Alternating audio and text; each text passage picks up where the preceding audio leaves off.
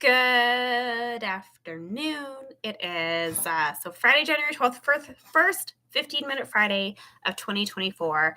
And I have upped my game, but I probably am going to need some technical help because I am now streaming on 3 devices so that I have Facebook and Instagram and YouTube.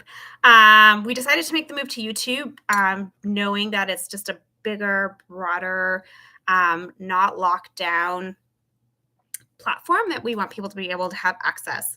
So what I want to talk about today, I want to talk about the cold weather, and I want to be able to talk about our cold weather response. And I also just want to talk about what can you expect from 15-minute Fridays if you're new to this. So that's probably mostly for anyone on YouTube, but then also anyone else who is watching, what they can expect from 15-minute Fridays going forward. So first, I want to just talk about cold weather response. First, a huge shout out to anyone who is working. So I've seen our tow truck drivers who are out there. Our fire department was at an all-night call in Auburn Bay responding to a fire, working in the cold and working in the wet. Very, very challenging. So a really, really big thank you to our fire team for working with the family down in Auburn Bay and the families in Auburn Bay who have lost their home. And then those other homes that have sustained damage. Yeah, to our for other first responders, so EMS, police who are out, to the teams providing help through our winter response. Thank you so much to those individuals. I'm going to dig into that a little bit more in a few seconds. To any of the repair crews who are out, water main breaks are absolutely happening, pipes that are freezing. And those who are, I picked up my groceries today. So I was like, major kudos to the lady who ran my groceries out to me for click and collect. All of those people who are doing great work to keep working in this cold. And if you are out there, please stay warm. So let's talk about winter response, cold weather coordinated response. So this is being done in partnership with the Homeless Foundation. And this is really about bringing together people and resources to support vulnerable Calgarians, to ensure that they can get into shelter, off the streets, out of the cold, and also then connected into services. So it works in many, many ways. There is an overnight shuttle that is running from LRT stations, and getting people to the services and the warmth that they need. We have partnerships with groups like Parachutes for Pets, who are helping those who have pets, so those pets can stay and be in warm spaces with trusted and caring families, while individuals are staying out of the elements. So lots happening around there, and this is continued growth from successes that we saw last year in providing this coordinated response and providing it going forward. And it really is a year-round operation, but of course, during the cold, we really, really level up those services. And so this is really what council has been focused on investing in. And providing that information to Calgarians to call. So if you are on the Facebook, it is there, the Calgary Homeless. But if you just go to calgaryhomeless.com, you can get a link to all the resources. And so following up to that, if you have winter mitts, if you have coats, if you have boots, if you have snow pants, if you have blankets, many of the organizations across the city are looking for those donations from you. The Center for Newcomers is looking for donations to support incoming Canadians, to refugees and new Canadians coming. This cold snap is definitely affecting a lot of people, and not everybody is prepared.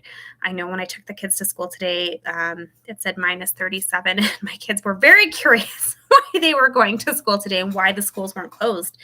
And just, kudos again to the bus drivers who are making sure our kids are getting to school, because schools are safe zones for so many kids. They are necessary for families who are working. I told my kids that hopefully they'll have a really, really fun day because maybe it won't be as busy. But and also kudos to the teachers who are dealing with children who are essentially been cooped up inside and not going outside for days on end. That those little ones, especially the elementary school kids, they get wild. And my youngest is one of them. We do a lot of just dance at home on days like today, to get our bodies moving, to do something fun, and to burn some of that energy, especially that my youngest seems to have in abundance. To have the energy of my 10-year-old. So that is our winter coordinated response. So again, help where you can, clothing donations, financial donations, all of those wonderful things. A little bit about the week. So this was the first full week back at work since January for me. We have spent the week as a team really reconnecting on what our goals and objectives for 2024 are, how we can continue communicating with residents about the city services that are happening. I also really this year going forward, I want to focus on small businesses more, and I also want to focus on the organizations that are doing great work, not in just in Ward 11, but across the city. And so we are hoping to bring more conversations with some of those individuals who are leaders in our city, who are employees in our city, for people who are making a difference, and really working to drive positive change in our communities. I met with, so for an example, I met with the president of the Fire Association this morning, and I think having, Jamie on for a conversation will be really fantastic. What is the role of the association for fire? But then also, from that perspective, how do we better advocate for our firefighters in the city? What's changing in the world of firefighting? I talked about the fire at Auburn Bay last night. However, fire is responding to more medical calls than ever as well. And so how do we balance that? So I want to have conversations with some of our leaders internally at the city. So, what is our mobility department really focused on, and what are they doing? How do we make decisions around maybe snow clearing? So really bringing those conversations to an online and a digital format so that that you understand what's happening in our city service. So amplifying those voices is going to be really, really important for me in 2024. 15-minute Fridays will continue. I'll give you summaries of my week where I can, and then also looking forward, what is coming up. So for example, next week at council, we have public hearing. And so that is where our land use items come before us. We have some big items that are coming up at council this year. There's a citywide initiated rezoning. More information will be coming about that. I don't want to spend time talking about it today. I want to be able to dig into it in the future. At a really high level, when it comes to city issues, my focus is always going to be giving you the information for you to make a decision, and encouraging you to go and seek information on your own and have conversations with your neighbors. It's really important that we're having conversations with our neighbors in these times. It's really important that we're talking with people in our community, because we are not all in agreement with where we should be going. And that's okay. That is a good thing. It is a good thing to have nuanced conversations. I know there's a book out there called Talking Across the Divide, and we're not doing a very good job of that in a face-to-face format. We're yelling at each other in digital formats across the divide. So that being said, I'm going to set some boundaries for the digital format that I'm offering you through 15-minute Fridays or anything else. If you don't like me, you don't have to be here.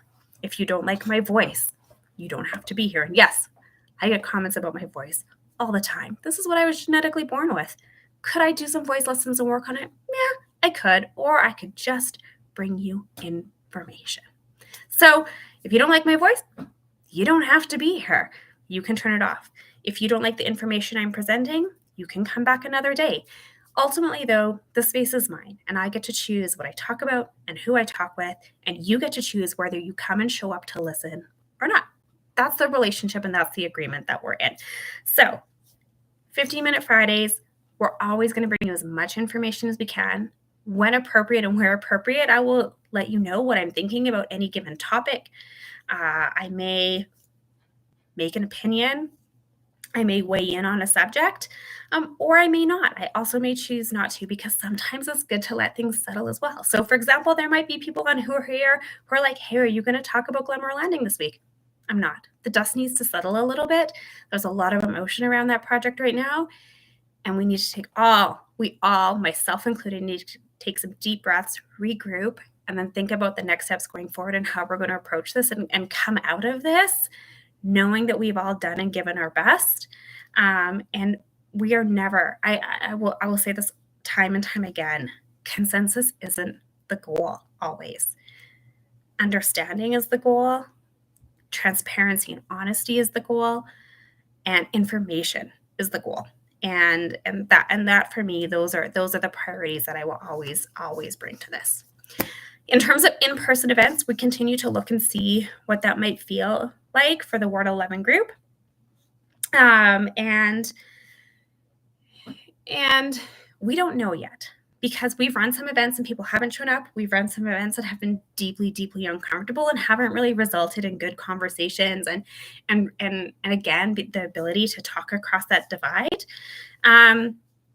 Yeah, Emily, I'm not going to represent you all the time. Sometimes I am and sometimes I'm not. There's 110,000 people across Ward 11. It's impossible for consensus. That's what I'm saying. It's not consensus. And if I don't represent you, this is what democracy is. There is another election, and I will give you information.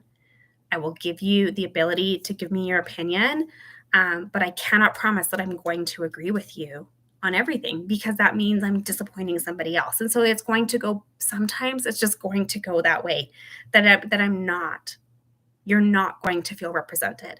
I, as an individual, I have representation, at the provincial level and the federal level, and I don't always feel represented. Consensus, again, is not the goal. It cannot be the goal. That's not actually what we're striving for. What we're actually striving for is community and conversation. Those are the two things that we're striving for and that I'm striving for. And again, information and understanding. So that's kind of at a high level. I'll go back to saying in-person events, we're trying to decide what that looks like. We've been running some events for community associations. For our presidents, we really want to lean into those groups. We want to lean into some of the other individuals who are doing the work on our community association boards, give them the support and the resources that they need, that they're looking for in order to be able to better impact change in their own neighborhoods, whether that be through events, whether that be through advocacy for traffic issues. Those are the things that we're looking to do in the groups that we're looking to provide. We're going to try to bring in, again, other specialists for conversations. The one group I really, really want to lean into this year, the groups of people, are youth and kids. And here's why. Youth and kids are citizens, and this is the future that we're building for them. As a parent of 3 kids, I know that their voices matter, and they are often some of the most interesting conversations I have, because kids actually really ask questions to understand. Kids ask questions to learn. I was recently at Louis Riel School meeting with the grade 6ers, and they asked some really, really fantastic questions, and they were really open to the answer. And they were really also open to going and getting more information on their own. I have met with Girl Guide groups. They've been really, really fantastic and fun to meet with. They have so both scouts and guides, they have something around citizenship. And so how we can help with citizens and how we help kids at those young ages understand what it means to be a citizen and the participatory citizenship. And that can be things like, sorting your waste and recycling appropriately. That's good citizenship. So how do we empower kids at the youngest ages and levels to be good citizens and good stewards of their community? Taking a meal to a neighbor, donating to a cause that they're, some of their birthday money to a cause that they're really, really passionate about. These are conversations that we can have with kids that are really fun. So I'm looking forward. Typically through the spring is when we start to get out to the schools. It's when it hits the grade 6 curriculum.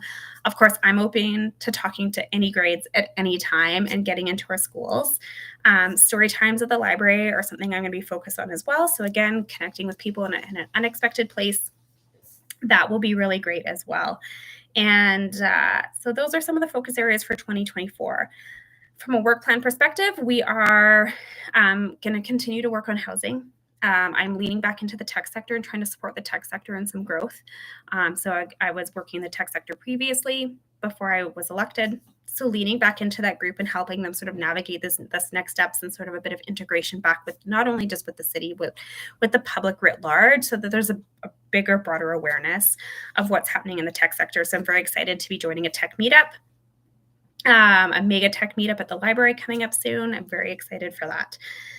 And I have a few other things that I just can't, they're very early percolating stages of some things that we can be working on. But I am hoping that they transform into something really, really fantastic for the city.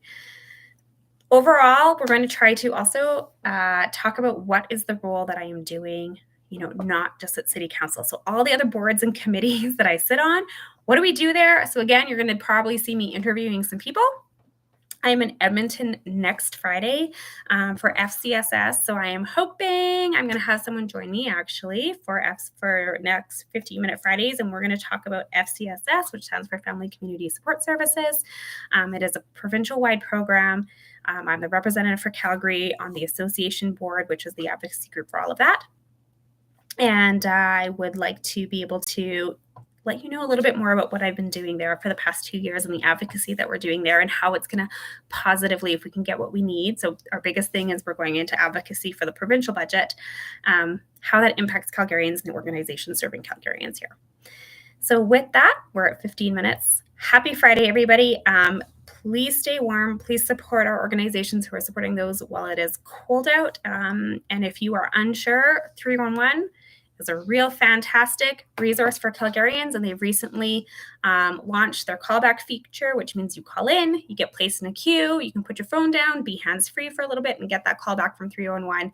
So again, continuous improvement on city services. Thank you, everybody. Happy weekend.